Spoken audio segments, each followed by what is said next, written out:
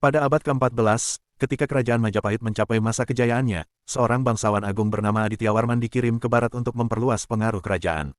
Ia bukan sekadar duta, melainkan keturunan langsung dari keluarga kerajaan, anak Darajingga dari Melayu Darmasraya dan keturunan Singhasari.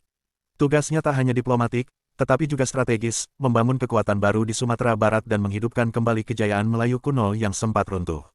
Dengan kecerdasan politik dan kekuatan militer, ia perlahan mendirikan pusat kekuasaan baru di Pagaruyung, di jantung tanah Minangkabau. Adityawarman membawa serta sistem pemerintahan bercorak Majapahit, namun ia tak memaksakan budaya luar.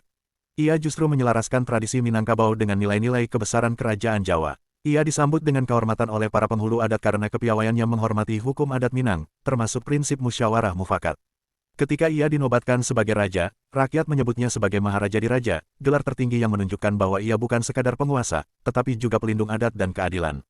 Di bawah pemerintahannya, kerajaan Malayupura bangkit kembali. Adityawarman membangun candi, prasasti, serta pusat perdagangan emas yang menghubungkan jalur dagang dari India hingga Tiongkok.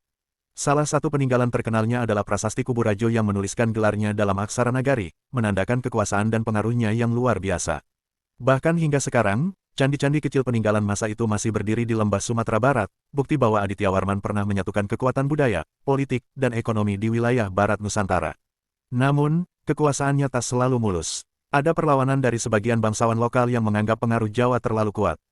Tapi Adityawarman mengatasinya dengan cara cerdas, ia menikah dengan putri bangsawan Minang, menyatukan darah kerajaan Jawa dan Minang secara sah. Langkah ini bukan hanya menenangkan oposisi, tapi juga mengukuhkan legitimasinya di mata masyarakat. Kepemimpinannya pun mulai dihormati sebagai bagian dari sejarah besar Minangkabau, bukan sebagai pengaruh asing yang memaksakan kekuasaan. Kisah hidup Raja Adityawarman berakhir dengan tenang di Pagaruyung. Meski makamnya hingga kini belum ditemukan secara pasti, namun warisannya tetap hidup dalam cerita rakyat dan tradisi Minangkabau. Ia dikenang sebagai raja yang membawa kemakmuran, menghargai adat, dan menjadi jembatan antara dua budaya besar di Nusantara.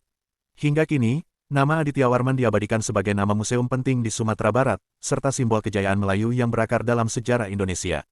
Kisah Adityawarman bukan hanya catatan sejarah, melainkan juga cermin tentang bagaimana seorang pemimpin bisa menyatukan perbedaan, merangkul kearifan lokal, dan membangun kejayaan yang dikenang hingga ratusan tahun kemudian.